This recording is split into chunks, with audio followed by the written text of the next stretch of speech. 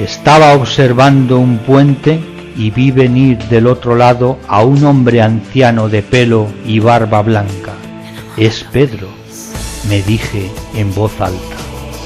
Pero en la medida en que se iba acercando, vi que no era un hombre, sino una mujer. No era sino Miriam de Magdala, la verdadera jefa de la Iglesia agnóstica de Cristo. Comprendí casi al instante que existe un templo de piedra y de materia regido por Simón Pedro y un templo sin piedras ni carne, pero que es el verdadero a cargo de la esposa de Jesús el Cristo. Fluya la verdad entre los hombres, me dijo la celeste esposa, y he aquí que por imperativo del Verbo cuento lo que me enseñaron, viví y aprendí desde el principio de los tiempos.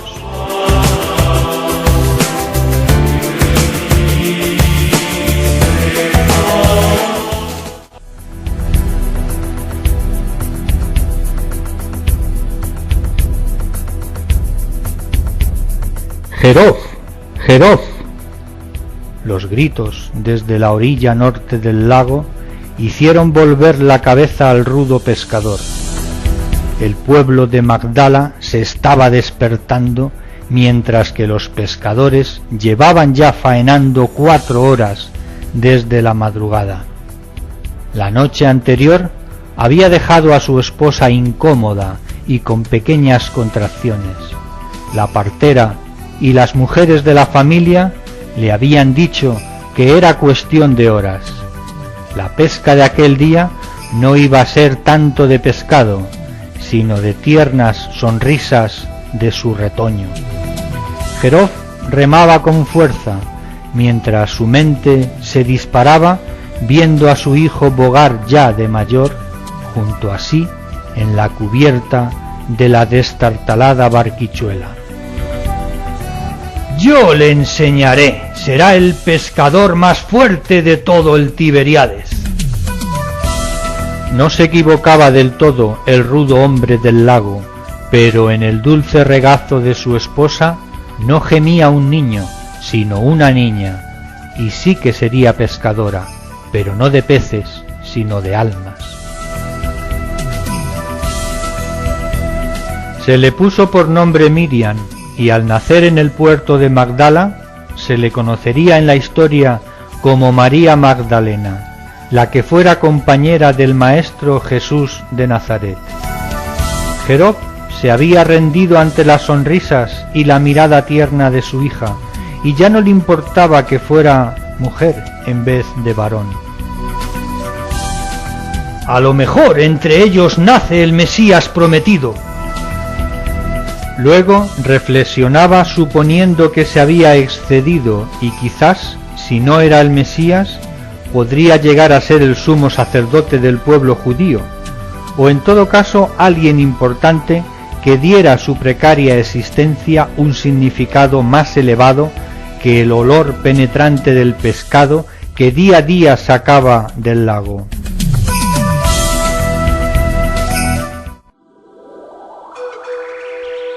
Miriam, que igualmente se llamaba la madre, se inquietaba con el paso del tiempo, puesto que su hija no fijaba a veces la mirada en ella, o seguía el eco de su voz.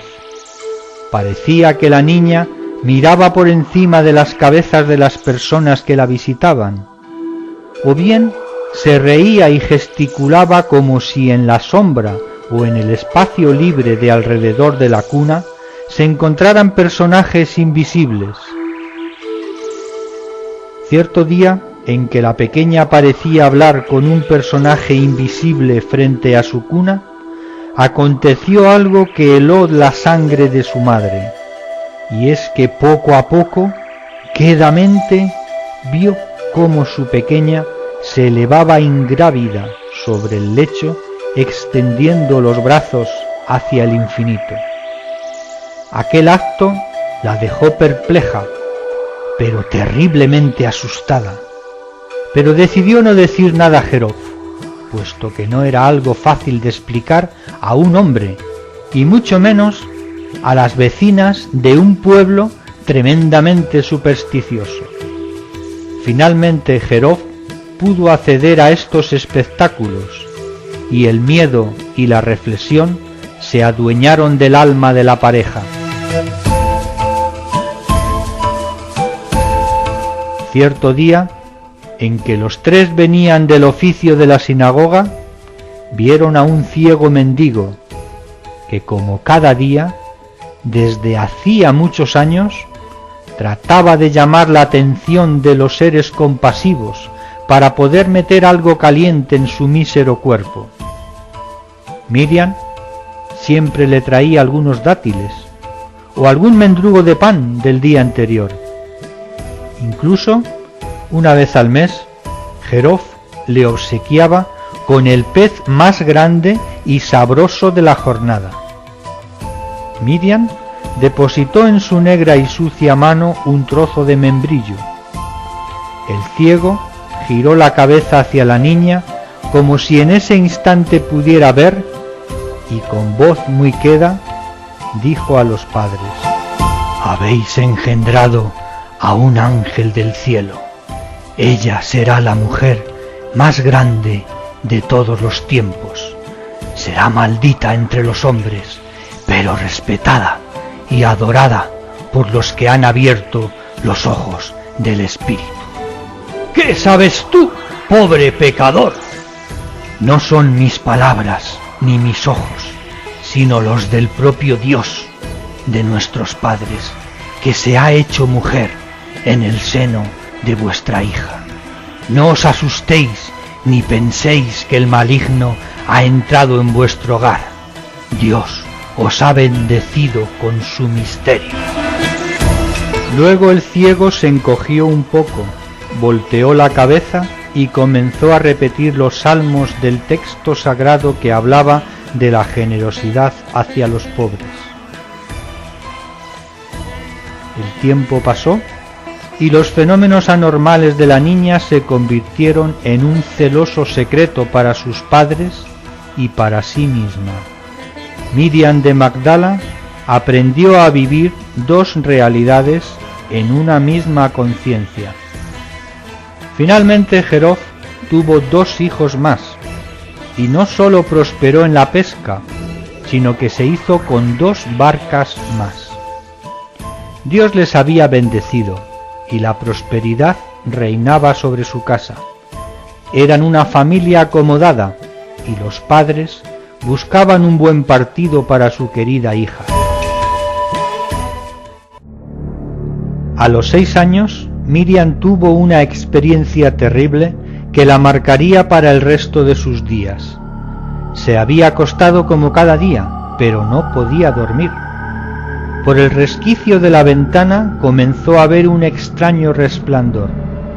Era una luz rojiza, inquieta y penetrante, que iba invadiéndola, y a la vez que un frío gélido y maligno le hacía acurrucarse sobre sus rodillas flexionadas. Luego comenzó a formarse una sombra luminosa frente a su lecho, y en pocos segundos apareció una extraña figura, a la vez bella pero inquietante. «Yo soy Musarai, el príncipe del fuego y de la noche». Acercó su mano sobre el vientre de la niña, y ésta se acurrucó aún más, como si de una pelota desmadejada se tratara. «Yo te maldigo, haré de tu vientre un cenagal estéril, y daré muerte a todos y cada uno de los que yazcan contigo. Tal es el destino que te espera». Miriam no podía entender lo que en su corta edad le revelaba aquella perniciosa presencia.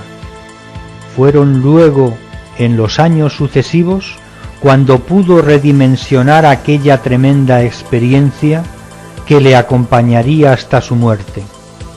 Miriam fue sin duda la clarividente más dotada, no sólo de todo su tiempo, sino de toda la historia humana. Gaia, la Gran Madre, vivía en ella, y eran un solo ente. Por eso la mariposa y el león la obedecían, la entendían, la veneraban, porque por un tiempo la tierra y ella se fundieron en el misterio femenino del Dios viviente.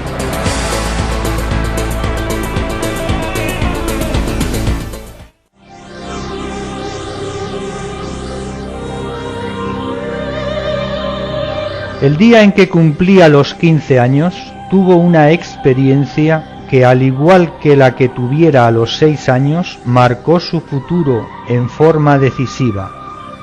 Fue al rayar el alba, estaba desperezándose, cuando una figura hermosísima y voluptuosa, envuelta en sedas negras, transparentes, apareció ante sí. La tela dejaba ver unos senos perfectos y abundantes, unas caderas sensuales y una cara seductora. Miriam, soy Lilith, la primera mujer de vuestro padre Adán. Fui expulsada por Dios del paraíso por no haber querido dar hijos a mi esposo. Yo he sido adorada por muchos pueblos como diosa del amor, del placer y de la sensualidad. Yo soy quien más ama al hombre. Todos me desean, me imaginan, me dibujan en sus fantasías. Yo he amado más que ninguna, pero Dios me maldijo por miles de años sin descendencia. Vengo a ti para entregarte mi calor, mi sabiduría y mis artes. Disponte a recibir a tu esposo. Sé feliz, disfruta de los placeres de la carne, pero preserva tu corazón, pues se romperá luego en 1000 pedazos. Yo haré que todos los hombres te deseen. Convivirás con los hombres más grandes del mundo, pero tendrás que pagar un precio. ¿Qué precio he de pagar? Tu vientre será cálido, placentero para tu amante, pero estéril como el desierto. No tendrás hijos. Para una mujer judía, no tener hijos era el mayor de los castigos. Miriam se entristeció a la vez que maldecía su destino. ¿Por qué era maldita? ¿Qué pecado había cometido? Antes de nacer, en otras tierras, con otro rostro, en otro tiempo, mataste los frutos de tu vientre. Ahora tu espíritu aprenderá el dolor de la flor con espinas, de la higuera sin frutos, de la tierra estéril. Tal es la ley de vuestro padre Moisés, ojo por ojo, diente por diente. Nada ni nadie puede escapar a la justicia de Dios y de sus ángeles. Aquella visión se metió en sus entrañas, y cada mes en que renovaba su condición de mujer, volvía el recuerdo vivo de Lilith, recordándole su negro destino. Miriam no podía aceptar tal destino, y cada día de su existencia se decía a sí misma que aquellas visiones no eran sino fruto de su imaginación. Señor, ¿por qué me has dado este castigo? ¿Por qué veo donde los otros no ven? Sueño lo que los otros no sueñan, y vivo acompañada día y noche de presencias extrañas que rompen mi intimidad y descubren mis vergüenzas. Miriam era un objetivo prioritario para el maligno y sus cohortes, y desde su nacimiento y hasta el día de su muerte no dejaron de tentarla, de asustarla y de buscar su aniquilamiento. El Señor del mal establece siempre su estrategia en función del calibre de su enemigo. Si este u otro ser va a producir luz, conocimiento o ciencia al ser humano, el mal le ataca con todas sus armas disponibles y con toda una legión de entidades disuasorias que buscarán aniquilarle. Joel era un pescador abnegado y fiel servidor de la tradición judía. Contaba con 33 años cuando pidió a Jerof que le concediera como esposa a su hija Miriam, y fue exactamente cuando ésta contaba con 18 años y un mes cuando ambos unieron sus vidas de mano del rabino que ofició la ceremonia de su matrimonio. Fueron tiempos de absoluta felicidad. Miriam vivió apasionadamente esta unión, Joel, por su parte, se entregaba con amor a su trabajo. Reinó la prosperidad en sus días. Todo hacía pensar que aquella felicidad duraría eternamente. Fue el año cuando Miriam descubrió gozosamente que estaba embarazada. Finalmente sus visiones habían sido una obsesión equivocada.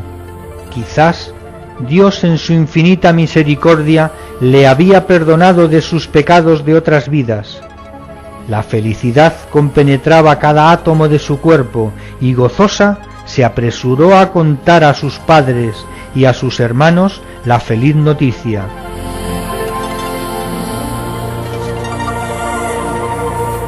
En el 5.º mes de embarazo, Miriam soñó que su dentadura se pudría y que se quedaba sin dientes. Al levantarse, comenzó a presagiar que algo malo iba a ocurrir, pero no le dio tiempo a consultar el oráculo del pueblo, puesto que un reguero de sangre comenzó a empapar su túnica, dejando encharcada la estancia. El fruto de su vientre se había marchitado. La madre de Miriam acudió presurosa a atender a su hija, que en los 2 días sucesivos había entrado en un estado febril y delirante, próximo a la muerte. Se solicitó los servicios de la partera del pueblo, que acudió presurosa a atender a la enferma. Esta mujer se muere, hay que expulsar el fruto de su vientre, pues está sin vida. Miriam gritaba como una posesa, entre el delirio y la fugaz realidad de su fiebre. No, mi hijo vive, mi hijo vive. Dios me lo ha dado, Dios me lo ha dado. Las lágrimas de la madre y los gemidos de Joel teñían la atmósfera de desesperación. Maldito seas, Musarai, hijo del Seol y de una ramera. Maldito seas, Musarai, maldito. Los presentes se preguntaban a quién estaba maldiciendo. Seguramente la fiebre le hacía delirar en una jerga ininteligible, pero el dolor, la fiebre y la amargura sellaron los labios de Miriam, quedándose sin sentido. La partera abrió las piernas de la frustrada madre y con un cuchillo romo, parecido al que se usa para podar las viñas, introdujo su mano por la matriz, expulsando el feto muerto que durante tantos días había forjado nuestra heroína. Luego introdujo una tintura de hierbas a base de tomillo, romero y otras especias diversas. Limpió el útero, rayendo con el cuchillo cada rincón de sus entrañas, pero aquello que le debía salvar la vida fue no obstante lo que le causó en igual medida la esterilidad perpetua. Miriam solapaba su tristeza con el velo negro que cubría su magnífica belleza. Fue desde ese instante que comenzó a vivir sin vida, a morir poco a poco. Ella no era castigada por Dios, ni siquiera por Musarai, sino por los pecados de otra vida. Es por eso que el ángel del mal podía actuar. Comprendía entonces que todo ser vivo está sujeto a la férrea ley de causa y efecto. Comprendió que nada, absolutamente nada, ni el pensamiento más breve y recóndito del alma, puede pasar desapercibido a esta ley. Pasaron varios años sin que la vida de Miriam aportara otra cosa que monotonía, resentimiento y tristeza. Ocupaba su tiempo ayudando a su familia y se consolaba con los hijos de sus hermanos. Ella jamás podría amar a otro hombre, pero Dios no pensaba lo mismo, y entre las miles de visiones y de percepciones diarias que experimentaba cada jornada, se dio una especialmente significativa. Era un atardecer. Miriam estaba paseando al borde del lago, cuando vio venir sobre las aguas una brillante luz que en forma de una enorme rueda se puso sobre su cabeza. Luego de la rueda salió un rayo luminoso que llegaba hasta el suelo. Poco a poco, sobre el suelo se formó un círculo de luz cegadora. Se aproximó más al círculo y sus ojos se maravillaron al ver a un ángel del Señor. Ella sabía que era un ángel, puesto que desde niña le habían visitado y los conocía mejor que a los propios humanos. Bendita seas, Miriam, veneramos en ti a la Madre Divina que yace en tu corazón. Te preguntarás el porqué de tanto dolor. Pensarás que eres maldita y que Dios te ha abandonado, pero no es así. No permanecerás viuda por mucho tiempo. Dios te ha probado en el dolor, pero este camino de espinas no ha terminado todavía. El Señor te desposará pronto con el Maestro del Dolor Supremo. Es por esto que su novia tiene que estar a su altura. Miriam no podía aprender cuanto le decía el ángel y replicó airada: ¿por qué yo no puedo ser como otras mujeres que envejecen con sus hijos y sus nietos hasta el final de sus días? ¿Qué pecado he cometido yo con mis padres? Imagina que tienes una casa y tus hijos viven despreocupados y felices en ella. Imagina que la casa se ve amenazada por el mal, la enfermedad o la guerra. ¿No darías tu vida para salvar a tus hijos? ¿No te esforzarías por preservar a los seres que tanto amas?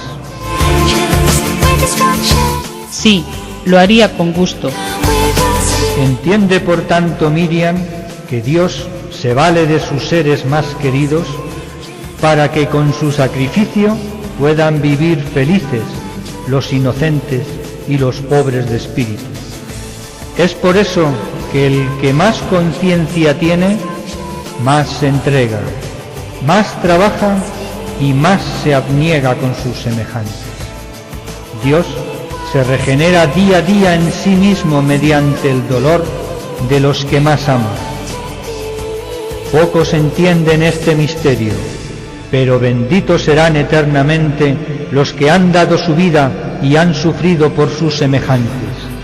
Tú eres la esposa del sol, tú eres la sombra del luminoso astro que nos alumbra por la mañana, y cuando el sol se apague, tú brillarás con más luz que nadie lo ha hecho en toda la historia del hombre. Bendito sea el que comprenda este misterio. En ella se daría uno de los misterios más trascendentes de la naturaleza de Dios. Es por eso que todos los hombres somos deudores de su sacrificio.